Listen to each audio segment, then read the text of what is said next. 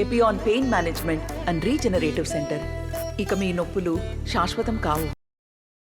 Assembly ఎన్నికల్లో సత్తా చాటిన కోదాడ ప్రజలు మరోసారి పార్లమెంట్ ఎన్నికల్లో భారీ మెజార్టీని అందించేందుకు ముందుకు వెళ్తున్నటువంటి పరిస్థితి కనిపిస్తుంది. మనతో మాట్లాడడానికి కోదాడ ఎమ్మెల్యే ఉత్తమ్ పద్మావతి ఉన్నారు. చెప్పండి, కోదాడలో చూడడం జరిగింది మొన్న అసెంబ్లీ ఎన్నికల్లో 58,000 మెజార్టీతో కూడా గెలుపొందడం జరిగింది.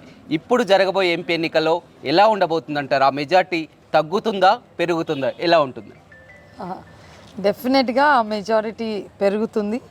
మీరు ఈరోజు మీటింగ్ చూసినట్టయితే మరి ఒక్క పిలుపుతోని ప్రతి బూత్ నుంచి దాదాపు 20 మంది, ప్రతి గ్రామం నుంచి దాదాపు 20 మంది మహిళలు పెద్ద ఎత్తున, మరి అన్ని గ్రామ పంచాయతీల సర్పంచ్లు కానీ ఎంపీటీసీలు ఎంపీపీలు అందరూ కూడా ఈరోజు ఎంతో ఉత్సాహంగా ఈ ఎంపీ ఎన్నికలలో మళ్ళీ కాంగ్రెస్ అభ్యర్థిని గెలిపించాలి అనే ఏకైక ఉద్దేశంతో ఈరోజు పెద్ద సంఖ్యలో మీటింగ్కు హాజరైన మీరే చూసాను. మరి ఈరోజు మీటింగ్ అయిపోయినాక కూడా గత వారం రోజుల నుంచి చాలామంది మన పార్టీలో చేరడానికి ఉత్సాహంగా ఉంటే మీటింగ్ తర్వాత కూడా కొందరిని పార్టీలోకి తీసుకోవడం జరిగింది. అది కంటిన్యూగా దాదాపు ప్రతి ఊరు నుంచి మళ్ళీ చేరికలు కొంత ఎవరైతే మిగిలిపోయినారో వాళ్ళు కూడా రావడం జరుగుతుంది. సో మొన్న నాకు ఇచ్చిన మెజార్టీ కోదాడ ప్రజలు దానికంటే కేవలం లెక్కలు మాత్రం చూసుకుంటే ఇంకా చేరికలు అవుతూ ఉన్నాయి కాబట్టి డెఫినెట్గా ఇంకా ఎక్కువనే అవుతుంది మెజార్టీ అని నేను పూర్తి నమ్మకంతో ఉన్నాను. అంటే బీఆర్ఎస్ నాయకులు కేసీఆర్, కేటీఆర్ పదే చెప్తున్నారు 6 గ్యారంటీల అమలుతో కూడా అధికారంలోకి రావడం జరిగింది. ఆ గ్యారంటీలు ఏది కూడా అమలు పరచలేదు. మళ్ళీ పార్లమెంట్ ఎన్నికల్లో ఏ ముఖం పెట్టుకొని ఓట్లు అడుగుతారని కూడా కేసీఆర్, కేటీఆర్ అంటున్నటువంటి పరిస్థితి. నిజంగా ఈరోజు రాష్ట్రంలో టీఆర్ఎస్ బీఆర్ఎస్ వాళ్ళు దిగిపోయినాక వాళ్ళు చేసిన పనులు గత 10 ఏళ్లుగా వైట్ పేపర్ ద్వారా మా ప్రభుత్వం ప్రతి ఒక్క మంత్రివర్గంలో ప్రతి ఒక్క మంత్రి, ఆ శాఖ మంత్రి ఆ వైట్ పేపరు అసెంబ్లీ ఫస్ట్ సెషన్లో పెట్టినందుకు యావత్ తెలంగాణకి ఈ పోయిన గత ప్రభుత్వం ఎలాంటి పనులు చేసినది, ఎంత అప్పు వదిలిపెట్టిపోయింది, ఒక కాళేశ్వరం అనే పెద్ద ప్రెస్టీజియస్ డ్యామే పూర్తిగా డిజైన్లో ఫాల్ట్ పెట్టి ఈరోజు కూలే పరిస్థితి వరకు వాళ్ళు తీసుకొచ్చిండ్రు. మరి వాళ్ళు ఇన్నేళ్ల పాలనలో ఉండి ఇది మనకు తెలంగాణ ప్రజలకు వదిలిపెట్టిపోయినారు. వాళ్ళకైతే అసలు హక్కు కూడా లేదు, ఎవరినైనా ప్రశ్నించే హక్కు కూడా లేదని నేను అనుకుంటున్నాను. అదేవిధంగా కేసీఆర్ పొలంబాట కూడా చూడడం జరిగింది. సూర్యాపేట జిల్లాకు కూడా రావడం జరిగింది. ఇక్కడంతా పూర్తిగా రైతులను గాలికి వదిలేశారు. కేవలం రాజకీయాల మీదనే పడ్డారు. కాంగ్రెస్ మంత్రులు కానీ ఎమ్మెల్యేలు కానీ రైతుల వద్దకు వెళ్తలేరు, రైతులకు మద్దతు ధర అందిస్తలేరు అని కూడా చెప్తున్నటువంటి పరిస్థితి. ఇదంతా ఈరోజే రమేష్, ఇదంతా ఎంత అంటే వాళ్ళు జనరలీ నేను చూసిన సీరియస్గా ఫ్యాక్ట్స్ ఎవరు మాట్లాడారు. ముఖ్యమంత్రి గారు, అప్పుడున్న ముఖ్యమంత్రి గారు నుంచి మొదలు పెడితే మన అసెంబ్లీలోనే ఏది కూడా ఫ్యాక్ట్ వాస్తవాలు అనేది డైరెక్ట్గా చెప్పరు. వాళ్లకు నచ్చినట్టు ప్రజలు ఏదైతే వింటే మంచిగా ఉంటుందో ఒక కథలాగా చేసి ఎప్పుడు చెప్పడం జరుగుతుంది. అప్పటి నుంచి 10 ఏళ్లుగా ఇప్పటికీ ఓడిపోయినాక కూడా ఇప్పటికీ అదే నడిపిస్తున్నారు. కాబట్టి వాళ్ళు చెప్పింది ఏది కూడా వాస్తవాలు కాదని కూడా ప్రజలకు తెలుసు. ఏమంటే పెద్ద మనిషి మాట్లాడతారు కాబట్టి వింటున్నారు తప్ప ఎవరు నమ్మే పరిస్థితి లేదు. మరొక ఆరోపణ కూడా చేస్తున్నారు కేసీఆర్, మరొక సంవత్సరంలో కాంగ్రెస్ ప్రభుత్వం అనేది ఉండదు, ఇక్కడ ఒక 2 పార్లమెంటు స్థానాలు కూడా రాష్ట్రంలో కాంగ్రెస్ పార్టీకి రావన్నటువంటి వ్యాఖ్యలు కూడా మనం చూడండి. వాళ్ళు చెప్పే ప్రతి అబద్ధానికి ఇక మనము స్పందించడం కూడా వేస్ట్ రమేష్. ఇప్పుడు చూస్తున్నారు, ఇప్పుడు స్వచ్ఛందంగా వీళ్ళందరూ వచ్చి పార్టీలలో జాయిన్ అవుతున్నారు. మీరే చూసిండ్రు. బీఆర్ఎస్ పదవిలో ఉన్నోళ్ళు కూడా వాళ్ళు రాని అవసరం లేదు కదా, వాళ్ళు గెలిచారు కదా, ఎమ్మెల్యేలుగానో ఎంపీటీసీలుగానో గెలిచి ఉన్నారు. ఎలక్షన్ అయిపోయింది, 100 రోజులు తిరగక ముందే అందరు వదిలేసి ఇటు ఎందుకు వస్తున్నారు? నాయకులే వచ్చినప్పుడు ఆ ప్రభుత్వం మీద నమ్మకం ఉంటేనే ఆ నాయకులు వస్తారు. గతంలో వాళ్ళలాగా డబ్బులు ఇచ్చి అధిక మెజారిటీ ఉన్నా పోయి ఒక్కొక్క ఎమ్మెల్యేలను అయితే కొనలేదు కదా. మనం స్వచ్ఛందంగా వాళ్ళే వస్తున్నారు. అక్కడనే తేడా తెలుస్తుంది మీకు, ఎవరు పట్ల ప్రభుత్వంలో కానీ ప్రభుత్వం పట్ల నాయకులకు కానీ ప్రజలకు కానీ ఎవరి పట్ల నమ్మకం ఉందని అక్కడనే తెలుస్తుంది.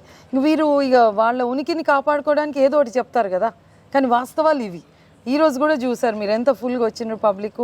అయిపోయినాక ఒక గంట సేపు జరిగింది మన చేరికలు. పెద్ద ఎత్తున కోదాడలో అయితే చేరికలు జరుగుతున్నాయి. రాష్ట్ర వ్యాప్తంగా కూడా అసలు బీఆర్ఎస్ పార్టీని ఉంచుతున్నారా, ఖతం చేస్తున్నారా ఏంటి బీఆర్ఎస్ పార్టీ?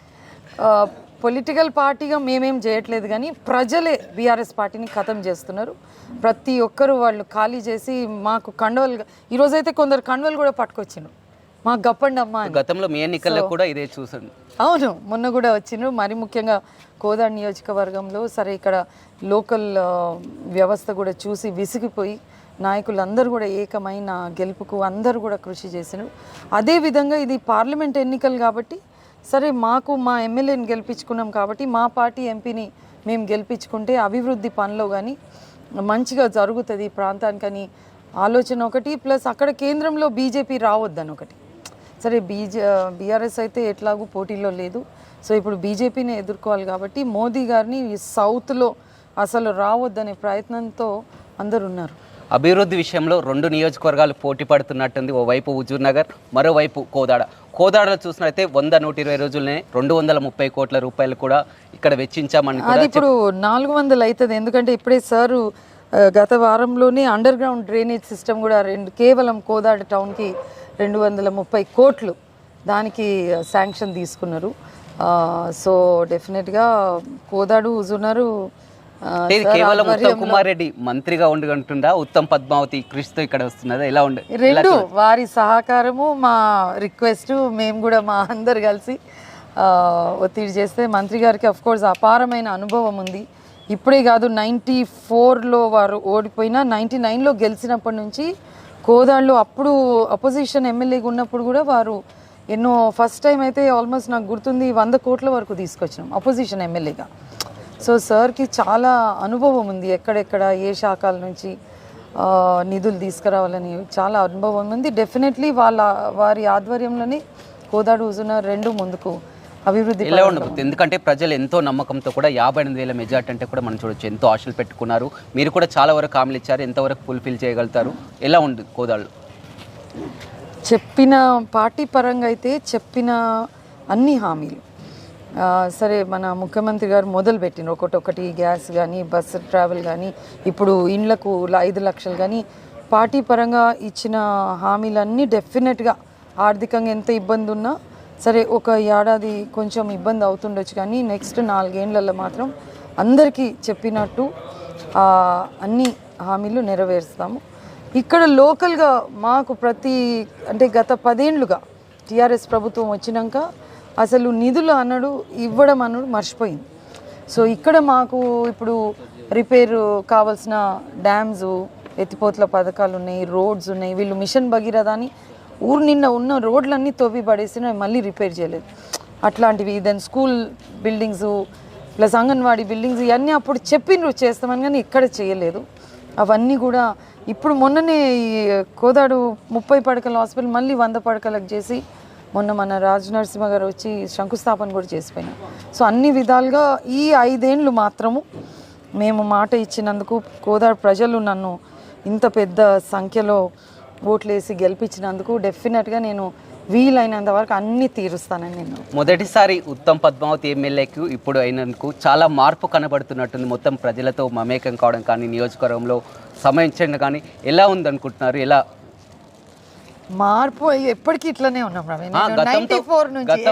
గతంలో ఎమ్మెల్యేగా చూడడం జరిగింది, ఇప్పుడు కూడా జరిగింది. మీ వెంట ఉన్నా కానీ మేము ఇక్కడ చూసినా కానీ అబ్జర్వేషన్ ప్రకారం ఎక్కువ సమయం పిల్లలు పెద్దగా అయినారు. అసలు నేను వచ్చినప్పుడు చిన్నగా ఉండే, ఇప్పుడు 30 ఏళ్ళు అయిన. గతంలో వివిధ పార్టీలు కూడా విమర్శించేది ఉత్తమ్ పద్మావతికి ఓటేస్తే ఆమె ఇక్కడ ఉండదని కూడా గతంలో కూడా పార్టీలు ఏవి విమర్శించలేదు. ఈ టీఆర్ఎస్ నాయకులు ఏదో ఒకటి నా మీద నెగిటివ్ చూపించాలని నేను ఎప్పుడు ఎమ్మెల్యేగా లేకున్నా కూడా ఈ ప్రాంతంలో తిరిగినాను. ఎందుకంటే సార్ భార్యగానే సరే అన్ని సోషల్ ఫంక్షన్స్ కూడా చాలా వరకు తిరిగేదాన్ని. ఎలక్షన్లో అన్నిట్లో కూడా నేను కూడా ప్రతి క్యాంపెయిన్లో వెళ్ళేదాన్ని. సో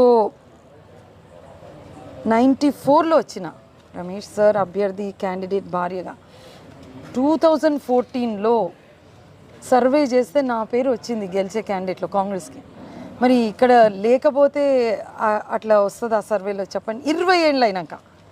సో అది కేవలము మొన్న కోవిడ్ అప్పుడు ఎస్ కొంత గ్యాప్ వచ్చిండే తప్ప, సరే అది ప్రపంచవ్యాప్తంగా ఉండే కాబట్టి కొంత గ్యాప్ వచ్చింది తప్ప మేము ఎప్పుడూ వదిలిపెట్టలేదు. కాంగ్రెస్ని క్షేత్రాన్ని కోదాడిని పట్టుకొని ఉన్నాము. అది కేవలం ఎలక్షన్ అప్పుడు కొంత ఏదో ఒకటి చెప్పాలని అదొకటి సమయం ఎలా సెట్ చేసుకుంటున్నారు మేడం? ఎందుకంటే సార్ మంత్రిగా ఉండి కూడా మొత్తం రాష్ట్ర వ్యాప్తంగా మీరు కోదాడి ఇక్కడ ఎమ్మెల్యేగా ఎలా సరిపోతుంది సమయం? కానీ దేనికి సమయం మొత్తం నియోజకవర్గ ప్రజలు కానీ అది నడుస్తూనే, ఇది ఇప్పుడు కొత్త కాదు కదా మనకు, 94 నుంచి అట్లాగే ఉంది. సో 2 నియోజకవర్గాలు ఇప్పుడు మీరు అన్నట్టు సార్ పార్లమెంట్ మొత్తం చూసుకోవాలి, 7 ఇవి ప్లస్ మంత్రిగా ఉన్నారు కాబట్టి రాష్ట్రం అంతా కూడా చూసుకోవాలి. గతంలో కూడా సార్ పీసీసీ ఉన్నప్పుడు మొత్తం రాష్ట్రం చూసుకున్నారు. సో అది కొత్త కాదు, నడుస్తుంది. ఇప్పుడు కూడా సలహాలు సూచనలు నియోజకవర్గ అభివృద్ధి బాట కోసం యా డెఫినెట్లీ తను అన్నీ చూసుకుంటారు. ఓవరాల్గా ఎలా ఉండబోతుంది మేడం? రాష్ట్ర వ్యాప్తంగా పార్లమెంట్లో ఎన్ని స్థానాలు గెలుచుకుంటున్నారు, ఎలా ఉండబోతుంది? ఐ థింక్ మెజారిటీ 12 స్థానాల వరకు కాంగ్రెస్ పక్కాగా ఉందని మా అందరి అంచనా. ఇక్కడ రికార్డ్ మెజారిటీ సాధించబోతున్నామని చెప్తున్నారు నల్గొండ పార్లమెంట్. ఎస్, ఎందుకంటే హైయెస్ట్ నల్గొండలో one of the highest majorities కాబట్టి డెఫినెట్గా హుజూర్నగర్ కోదాడు కలుపుకుంటే 1,00,000 పైననే మెజారిటీ రావాలని మేము ఆశిస్తున్నాం. అందులో మళ్ళీ పార్లమెంట్ ఇన్ఛార్జ్గా ఉత్తమ్ కుమార్ రెడ్డి కూడా.